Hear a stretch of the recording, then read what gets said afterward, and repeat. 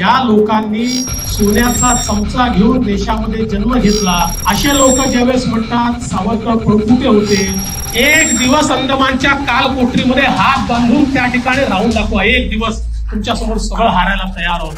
स्वातंत्र्यवीर सावरकरांनी ज्या यातना भोगल्या त्या ठिकाणी दिवसभर कोलूला बैलासारखं जोतून त्या ठिकाणी तेल काढण्याचं काम देण्यात आलं होतं. काय यातना असतील विचार करा.